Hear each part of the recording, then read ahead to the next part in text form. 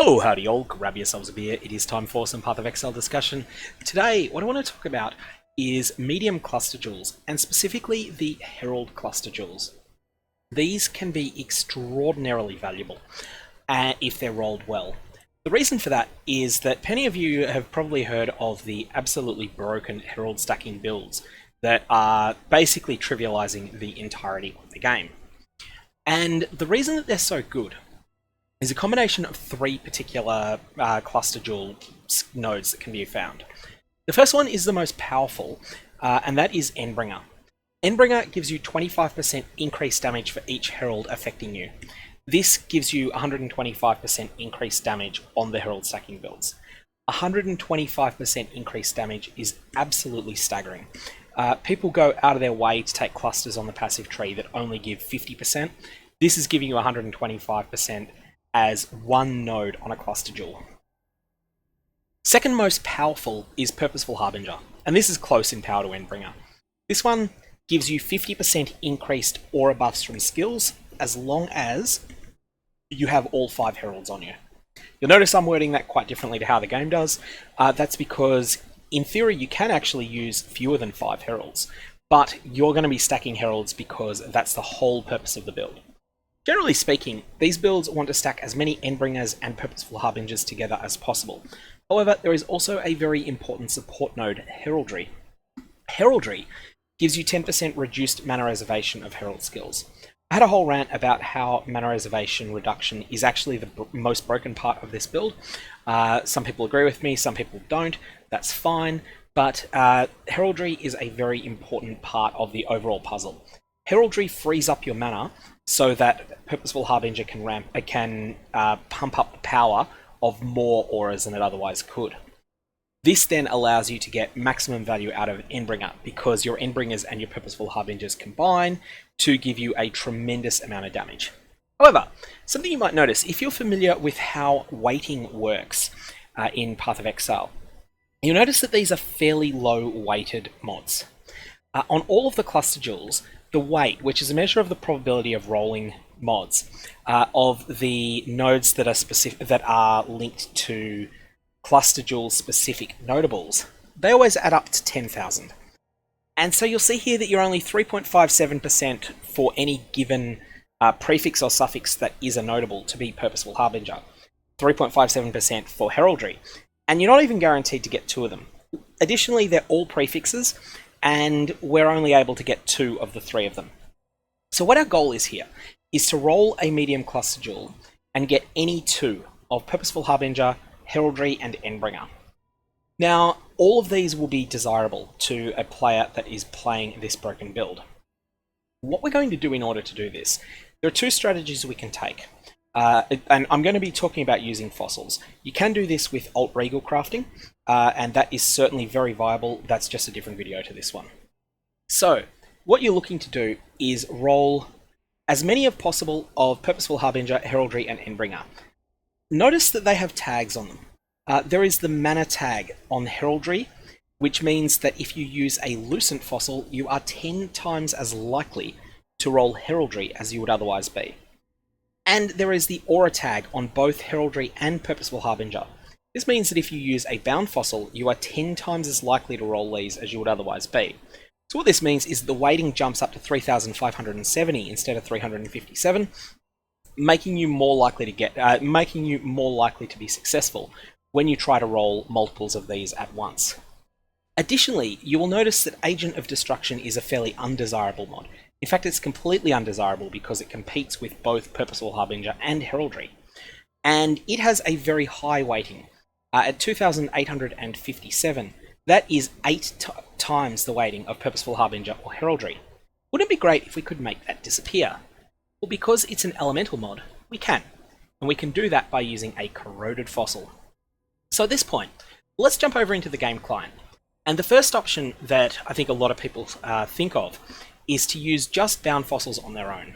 And that was what I was originally thinking of doing. Then I realized that there's a better way of doing this. Bound fossils are 9 chaos at current prices. In fact, let's just do one to demonstrate it. I'm going to use a bound fossil, so I'm 10 times as likely to get Purposeful Harbinger, 10 times as likely to get Heraldry, and I have no advantage to getting Endbringer. Here we go. We hit Purposeful Harbinger, but we hit it with the undesired Empowered Envoy. It's not that Empowered Envoy is necessarily particularly bad, it's just that it is not the one that we were looking for. Firstly, we want to check, is this jewel too good to roll over?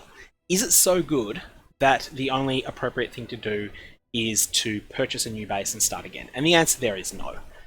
It's not. Empowered Envoy, whilst good, it's not what this build wants. It wants 125% increased damage. It does not want 40% increased damage. So what we're going to do, we're not going to continue crafting via this method. We are going to take out the powerful chaotic resonators, the ones that take in three sockets. And we're going to grab our Lucent fossils. These are the ones that give you more mana modifiers and no speed mods. And we're also going to grab corroded fossils. Corroded fossils outright ban elemental mods, and by banning elemental mods, they ban Agent of Destruction. So let's have an attempt at this craft. This costs about 20 chaos per attempt, and we're going to see if we can get there. Okay, Heraldry and Self-Fulfilling Prophecy. I love Self-Fulfilling Prophecy, but it is not what we're looking for at the moment. This jewel is not so good that we can't roll over it, and so we're going to continue. One last point I want to make is that this adds 5 passive skills. 4 and 5 are optimal for pathing. If you have 6 passive skills, you will be forced to waste a point, and as a result, your end product will not be worthwhile. So here we have Dark Messenger and Empowered Envoy. This is a complete miss. Doesn't feel bad to hit 2 undesired ones at once. You'll notice that Endbringer doesn't seem to want to come up at the moment. That's just bad luck, but it is the rarest. So here we have Dark Messenger and Heraldry. Heraldry is desired, Dark Messenger is not, and therefore we shall continue crafting. Hopefully we're going to get there before we run out of Lucent fossils. We have Heraldry only. Now this is an interesting one. Here we have only one prefix. Now you would have an option, and I'm certainly not recommending this, but it would be an option to exalt this, hoping to hit Purposeful Harbinger or to hit Endbringer. Now, the combined weighting of those two is approximately 1060, and so we would be about 1 in 12 by my quick estimate. 1 in 10 or 1 in 12 to hit that. Hitting it with an Exalted Orb, hitting one of the two would not add 12 exalts in value, therefore it is a bad call to exalt this jewel. However, it is worth doing that due diligence in your mind and just making sure that you're making the right decision. Empowered Envoy and Purposeful Harbinger. So we got Purposeful Harbinger again, but unfortunately Empowered Envoy is not what we want. It's not close to what we want, and this is a dumpster tier.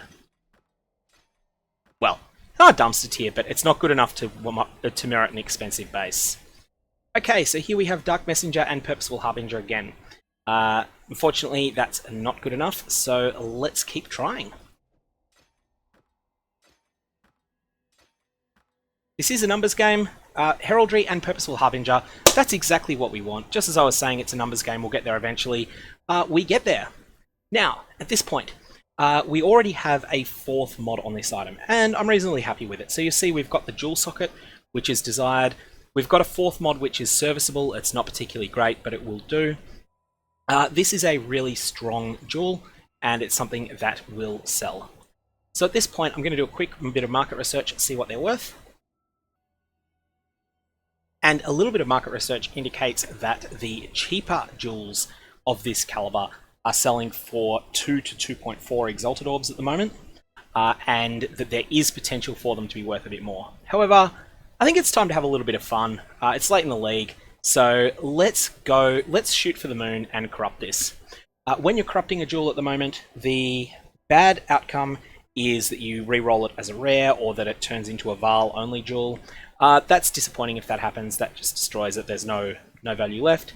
On the flip side, if we hit a Vaal implicit, the one that really matters, the one that will cause the value of the jewel to explode in value, is if we hit -1% mana reservation. If we hit any of the other Vaal explicits, they're all pretty good. So without further ado, what did we get there? We had no effect on the jewel.